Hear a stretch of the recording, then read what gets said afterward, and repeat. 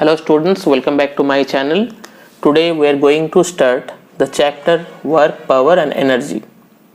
In the previous video we have discussed about the circular motion. So let's start. तो work क्या है? First of all, if we applied a force on this body, the mass of the body is m. This is the applied force making an angle with horizontal theta, and this block displaces now at this position. That means this is initial position and this is final position. Okay, now we can say that displacement जिस तरफ हो रहा है, force का component अगर उसी तरफ होगा तो दोनों का जो प्रोडक्ट होगा वही होगा उसका वर्क डन. मतलब यहाँ पे देखो एफ हॉरिजॉन्टल के साथ कितना एंगल बना रहा है, थीटा. तो इसको अगर कंपोनेंट में तोड़ा जाए ये हो जाएगा एफ कॉस थीटा और इसका वर्टिकल कंपोनेंट हो जाएगा एफ साइन थीटा. ठीक है, तो यहाँ पे देखो एफ कॉस थीटा और डिस्प्लेसमेंट का डायरेक्शन एक ही तरफ है. मतलब हम लोग यहाँ पे लिख सकते हैं work done equal to F cos theta into S. ठीक है, मतलब यहाँ पे हम लोग लिख सकते हैं एफ एस कॉस थीटा. हम लोग पहले डॉट प्रोडक्ट में जान चुके थे ए वेक्टर और बी वेक्टर का जो डॉट प्रोडक्ट होता है वो क्या होता है, A B cos theta. A B cos theta क्या है, एक स्केलर टर्म है. यहाँ पे भी देखो F S cos theta, A B क्या है, एक स्केलर टर्म है. दैट मीन्स वर्क डन को हम लोग बोल सकते हैं स्केलर. ठीक है, तो यहाँ पे देखो so work equal to the dot product of force and displacement. ये हो गया वर्क डन का फॉर्मूला. ठीक है, by this formula we will get the SI unit of work done and also we find the CGS unit of work done. So SI unit of work done क्या होगा, यहाँ पे देखो force का unit क्या है, न्यूटन, और displacement का यूनिट क्या है, SI यूनिट मीटर. सो न्यूटन मीटर. न्यूटन मीटर को हम लोग एक साथ में कह सकते हैं जूल. ठीक है, और वर्क का सीजीएस जो यूनिट है वो क्या है, डाइन सेंटीमीटर, जिसको हम एक साथ में कह सकते हैं अर्ग. ठीक है, और हम लोग जानते हैं 1 जूल इक्वल टू 10⁷ अर्ग. ठीक है,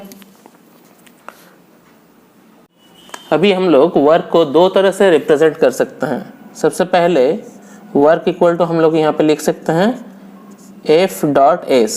इसका मतलब क्या है, एफ एस कॉस थीटा. ठीक है, एफ कौन सा क्वांटिटी है, वेक्टर क्वांटिटी, और डिस्प्लेसमेंट क्या है, ए वी वेक्टर क्वांटिटी है. तो दोनों वेक्टर का डॉट प्रोडक्ट क्या होता है, स्केलर. ए वी यहाँ पे एक बढ़िया एग्जाम्पल है. मतलब वर्क डन है स्केलर क्वांटिटी, दोनों वेक्टर का डॉट प्रोडक्ट. ठीक है, तो यहाँ पे देखो एफ एस कॉस थीटा को हम लोग दो तरह से रिप्रेजेंट कर सकते हैं. एक एफ कॉस थीटा एस और दूसरा S cos theta into F. ठीक है, अभी यहाँ पे हम लोग को देखना है कब हम लोग F cos theta into S में रिप्रेजेंट कर सकते हैं और कब S cos theta into F में रिप्रेजेंट कर सकते हैं. ठीक है, सबसे पहले यहाँ पे देखो ए अगर फोर्स है, ए अगर डिस्प्लेसमेंट है. ठीक है, तो फोर्स का ऊपर मतलब फोर्स अगर एस का ऊपर प्रोजेक्ट हुआ, मतलब फोर्स का ऊपर अगर कोई लाइट थ्रो किया जाए तो फोर्स का शैडो किसका ऊपर गिरेगा, एस का ऊपर. मतलब इसका जो परपेंडिकुलर पार्ट होगा वो क्या होगा, एफ कॉस थीटा। ऑब्वियसली दोनों का बीच का एंगल थीटा है। तो यहाँ पे देखो फोर्स का एक कंपोनेंट का डायरेक्शन डिस्प्लेसमेंट का साथ एक ही डायरेक्शन में है। मतलब ये तभी हम लोग लिख सकते हैं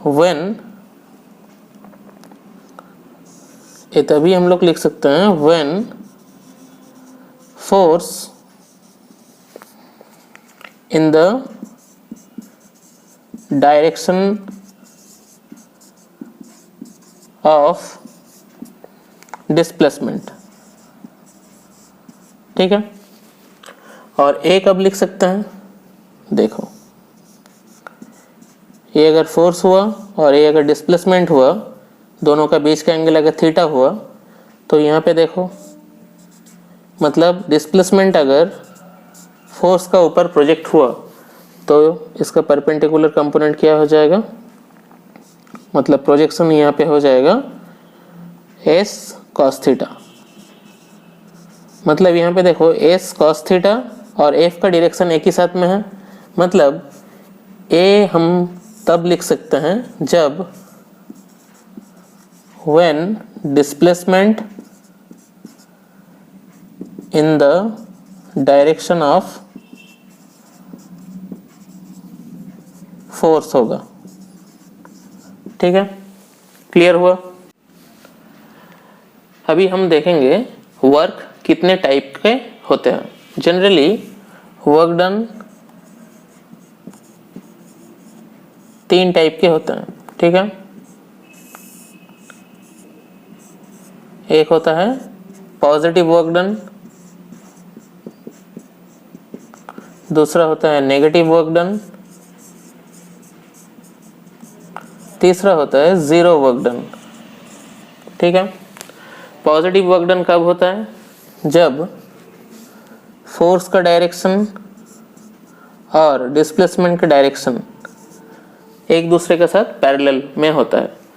जब दोनों वेक्टर पैरेलल में है, मतलब दोनों का बीच का एंगल कितना है, 0 डिग्री। और हम लोग जानते हैं W इक्वल टू क्या, एफ एस कॉस थीटा। तो थीटा कितना है, 0। मतलब F S cos 0 degree, cos 0 degree का वैल्यू कितना है, 1। मतलब ए हो गया एफ एस, मतलब क्या हो गया, W पॉजिटिव। ठीक है, यहाँ पे अभी देखना है नेगेटिव वर्क डन कब होता है, जब फोर्स के डायरेक्शन और डिस्प्लेसमेंट का डायरेक्शन एक दूसरे के साथ ऑपोजिट में रहती है।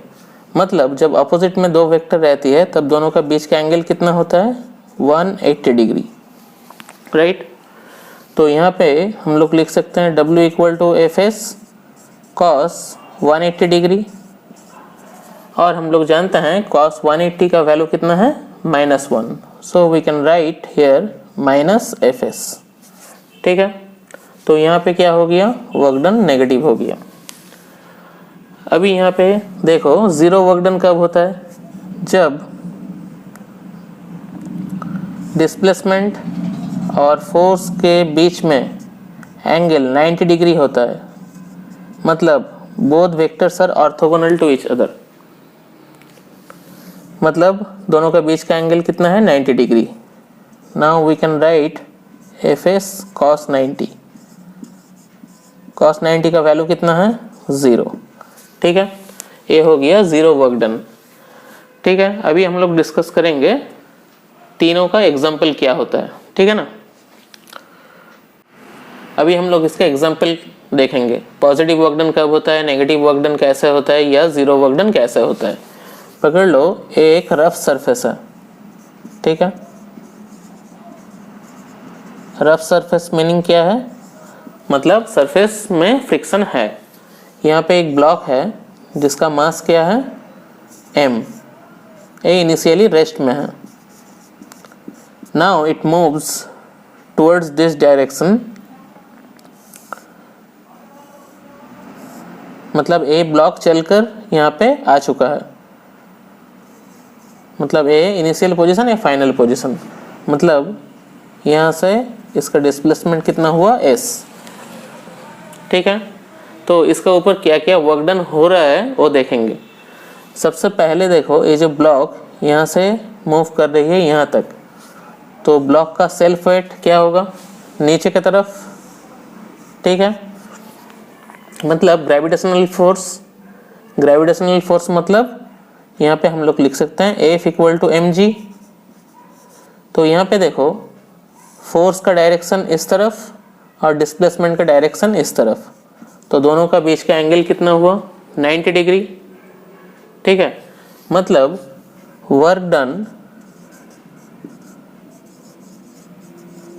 ड्यू टू ग्रेविटेशनल फोर्स कितना हो गया 0। ठीक है, और यहाँ पे तुम कह सकते हो ब्लॉक यहाँ पे है, सरफेस ब्लॉक का ऊपर क्या दे रहा है, नॉर्मल दे रहा है। तो नॉर्मल का साथ, नॉर्मल भी एक फोर्स ही है, तो नॉर्मल के साथ भी डिस्प्लेसमेंट क्या है 90 डिग्री। तो यहाँ पे हम लोग कह सकते हैं work done due to normal, वो भी कितना होगा 0। देखो फोर्स के साथ डिस्प्लेसमेंट कितना एंगल बना रही है 90 डिग्री, तो 0 वर्क डन समझ में आ गया। अभी देखना है ए ब्लॉक मूव कर रही है इस तरफ, मतलब मोशन का डायरेक्शन किस तरफ है, इस तरफ। मतलब इसका ऑपोजिट में क्या लगेगा, फ्रिक्शन। हम लोग जानते हैं फ्रिक्शन मोशन का क्या करता है, अपोज करता है। मतलब फ्रिक्शन का साथ यहाँ पे देखो डिस्प्लेसमेंट, फ्रिक्शन का डायरेक्शन इस तरफ है, डिस्प्लेसमेंट का डायरेक्शन इस तरफ है, मतलब दोनों एक दूसरे के साथ अपोजिट में है। मतलब दोनों का बीच का एंगल कितना है 90 डिग्री। तो यहाँ पे हम लोग लिख सकते हैं work done due to friction 180 होने से क्या होता है -Fs, मतलब ये हो गया हमारा नेगेटिव वर्क डन। ठीक है, अभी पॉजिटिव वर्क डन क्या होगा, यहाँ पे ये ब्लॉक को जो एक्सटर्नल फोर्स से खींचा जा रहा था, मतलब यहाँ से खींच के इस तरफ लेके आया, मतलब एक्सटर्नल फोर्स का डायरेक्शन और डिस्प्लेसमेंट का डायरेक्शन एक ही तरफ है। मतलब यहाँ पे हम लोग बोल सकते हैं work done by external force equal to क्या Fs। ठीक है, समझ में आ गया। Pause the video and note it down.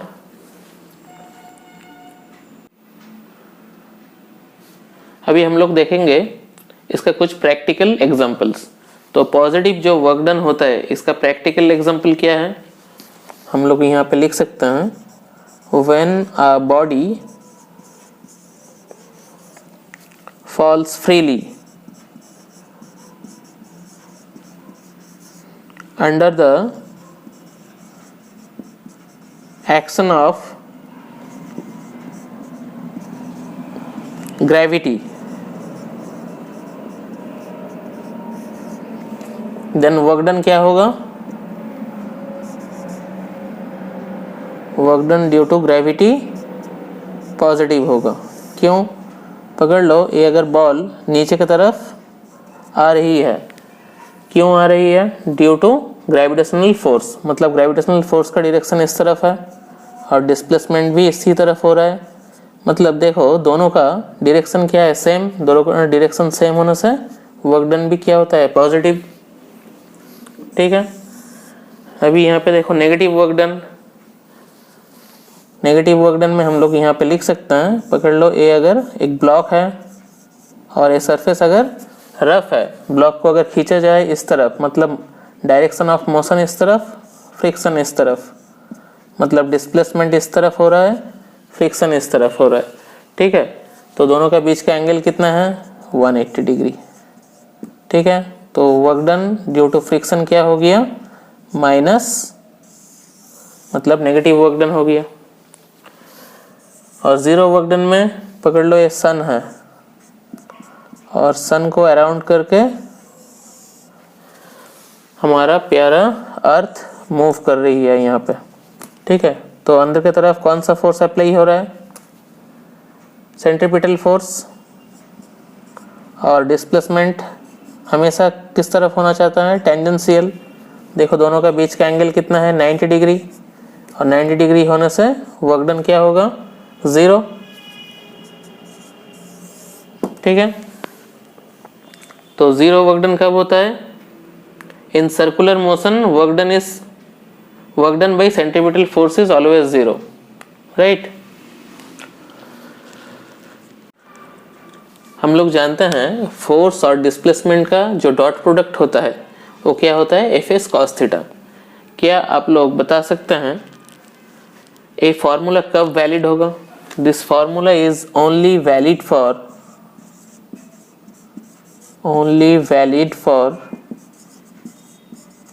constant force, when the force is constant, right? यहाँ पे एक प्रॉब्लम दिया है जहाँ पे एक इंक्लाइंड प्लेन है। इंक्लाइंड प्लेन हॉरिजॉन्टल के साथ कितना एंगल बना रहा है? थीटा एंगल बना रहा है। और यहाँ पे क्या है? एक ब्लॉक है जिसका मास है m। इनिशियल पोजीशन इसका यहाँ था, अभी डिस्प्लेस्ड होके यहाँ पे पहुँच गया है। कितना डिस्प्लेसमेंट हुआ? L। हमको यहाँ पे निकालना है work done due to gravitational force और work done due to normal reaction. ठीक है, सबसे पहले हम लोग को क्या करना है? इसका फ्री बॉडी डायग्राम ड्रॉ करना है। तो हम लोग यहाँ पे आराम से कर सकते हैं इसका फ्री बॉडी डायग्राम। ये क्या होगा? mg। ये क्या है? इसका नॉर्मल। ठीक है, तो ए वाला एंगल क्या होगा? थीटा। इसको अगर कंपोनेंट में तोड़ा जाए क्या हो जाएगा? यहाँ पे mg cos थीटा। हम लोग जानते हैं थीटा जिस तरफ होता है cos उसी के तरफ होता है। और इस तरफ क्या हो जाएगा? mg sin theta. तो यहाँ पे देखो mg का एक कंपोनेंट डिस्प्लेसमेंट जिस तरफ हो रहा है उसी तरफ हो रहा है। ठीक है, मतलब हम लोग यहाँ पे लिख सकते हैं work done due to gravitational force. क्या होगा? फोर्स का कंपोनेंट देखो यहाँ पे mg sin थीटा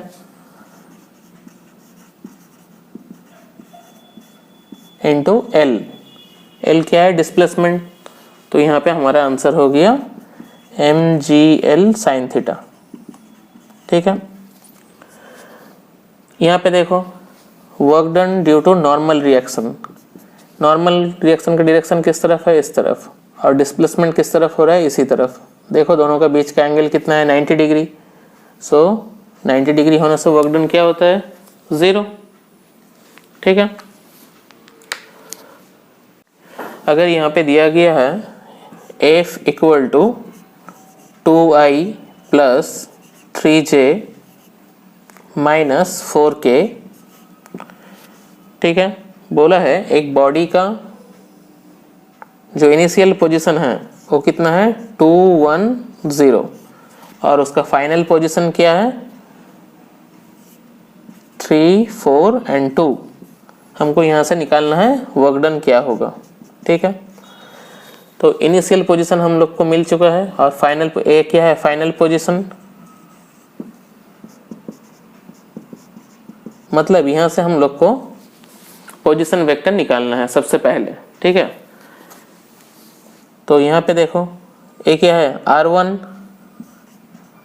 तो यहाँ पे लिख सकते हैं 2i plus j plus 0k। और r2 ए इनिशियल पोजीशन वेक्टर है और ए फाइनल पोजीशन वेक्टर है। ठीक है, तो यहाँ पे हम लोग लिख सकते हैं दोनों का बीच का डिस्टेंस पहले निकालना है। तो क्या होगा? r2 minus r1। तो i r2 माइनस r1। तो यहाँ पे हो जाएगा i plus 3j plus 2k। ठीक है, तो अभी आराम से हम लोग कर सकते हैं W equal to F dot R. F हम लोग को मालूम है यहाँ पे 2i plus 3j minus 4k dot product i plus 3j plus 2k। ठीक है, अगर डॉट प्रोडक्ट भूल चुके हो तो यहाँ पे हम लोग पहले समरी कर लेते हैं। i डॉट i क्या होगा, j डॉट j क्या होगा, और k डॉट k क्या होता है, और i डॉट j क्या होता है, j डॉट k क्या होता है, और i डॉट k क्या होता है। ये सारा क्या होता है 0, और यहाँ पे कितना होता है 1। तो यहाँ पे देखो 2i के साथ i मल्टीप्लाई करने से क्या होता है i, मतलब सिर्फ 2 और बाकी सारा 0, और 3j के साथ 3 मतलब 9 और बाकी सारा 0, और k के साथ -8। ठीक है, मतलब यहाँ पे हो गया 11 - 8 मतलब 3 जूल। ठीक है, यहाँ पे देखो एक कूली एक लोड लेके हॉरिजॉन्टली सामने की तरफ मूव कर रहा है। ठीक है, तो इसका वर्क डन हमको निकालना है। तो सबसे पहले यहाँ पे देखो a coolie travels on horizontal platform with load, then work done against the gravity क्या होगा। सबसे पहले इसका मास कितना है m है, तो इसका सेल्फ वेट क्या होगा नीचे की तरफ, मतलब ये क्या हो जाएगा mg। ठीक है, और इसका डिस्प्लेसमेंट किस तरफ हो रहा है, सामने की तरफ। ठीक है ना, तो अगर एक कूली एक लोड लेके जा रहा है तो उसका वर्क डन होगा ड्यू टू ग्रेविटी 0। ठीक है, और कूली सामने की तरफ मूव कर रहा है, सरफेस क्या है रफ है, मतलब पीछे की तरफ क्या लगेगा फ्रिक्शन। यहाँ पे देखो फ्रिक्शन और डिस्प्लेसमेंट दोनों का बीच का एंगल कितना है 180 डिग्री, मतलब ड्यू टू फ्रिक्शन क्या होगा, सॉरी माइनस होगा, नेगेटिव वर्क डन। ठीक है, लोड के लिए मतलब ग्रेविटेशनल फोर्स के लिए कूली वर्क डन कर रहा है 0, और फ्रिक्शन के लिए कूली वर्क डन कर रहा है नेगेटिव। समझ में आ गया। यहाँ पे हम लोग देखेंगे W equal to F S. ये फार्मूला कब वैलिड होता है, जब फोर्स इज कांस्टेंट। अगर फोर्स वेरिएबल हुआ तो क्या होगा, अगर फोर्स वेरिएबल हुआ तो तब वर्क डन इक्वल टू हम लोग लिख सकते हैं इंटीग्रेशन एफ ऑफ dx। ठीक है, मतलब हम लोग को इंटीग्रेशन का सहारा लेना पड़ेगा। ठीक है, एक पिक्चर दिया हुआ है जिसमें y एक्सिस फोर्स को डिनोट कर रही है और x एक्सिस डिनोट कर रहा है डिस्प्लेसमेंट को। ठीक है, तो हमको यहाँ पे निकालना है area under force versus displacement graph. Area under force versus displacement graph में क्या होता है वर्क डन निकालना होता है। ठीक है, तो वर्क डन कैसे निकालेंगे, मतलब ये पूरा जो एरिया है ये एरिया को हम लोग को फाइंड आउट करना है। ठीक है, सबसे पहले यहाँ पे देखो, यहाँ पे क्या ये 10 है और इस तरफ कितना है 20 है, मतलब ये रेक्टेंगल है तो इसका एरिया क्या होगा लेंथ इनटू ब्रेथ, और इस तरफ क्या है ट्रायंगल है, ट्रायंगल का एरिया हम लोग क्या जानते हैं हाफ इनटू बेस। बेस कितना है यहाँ पे देखो 20 और 10 मतलब 10, और हाइट क्या होगा 20, तो यहाँ पे आराम से हम लोग लिख सकते हैं 200 प्लस 100 मतलब 300 जूल हो गया इसका आंसर। यहाँ पे देखना है हम लोग को गिवन दिया हुआ है force equal to x² i cap plus 2y j cap और body displaces from point this to this, find the work done. हमको यहाँ पे वर्क डन निकालना है। सबसे पहले हम लोग यहाँ पे देख रहे हैं फोर्स जो है दो x और y दोनों फंक्शन के ऊपर डिपेंडेंट है, मतलब यहाँ पे क्या है, फोर्स वेरिएबल है। और हम लोग जानते हैं जब भी फोर्स वेरिएबल होता है तब वर्क डन इक्वल टू हम लोग क्या लिखते हैं, integration of f dx x1 x2, ठीक है ना। देखो फोर्स कितना दिया हुआ है, एक्स स्क्वायर आई कैप प्लस 2y जे कैप, और dx इसको भी वेक्टर फॉर्म में लिखना है, तो इसको भी वेक्टर फॉर्म में लिख डालना है, dx आई कैप प्लस dy जे कैप प्लस dz के कैप। अभी यहाँ पे डॉट प्रोडक्ट करो, डॉट प्रोडक्ट करने से क्या हो जाएगा, एक्स स्क्वायर डी एक्स, यहाँ पे देखो आई के साथ बाकी आई डॉट जे क्या होता है, ज़ीरो, आई डॉट के भी ज़ीरो होता है, सिर्फ आई स्क्वायर डी एक्स, और आई और आई डॉट प्रोडक्ट करने से उसका मल्टीप्लिकेशन में क्या होता है 1, और यहाँ पे क्या हो जाएगा 2y डॉट डी वाई।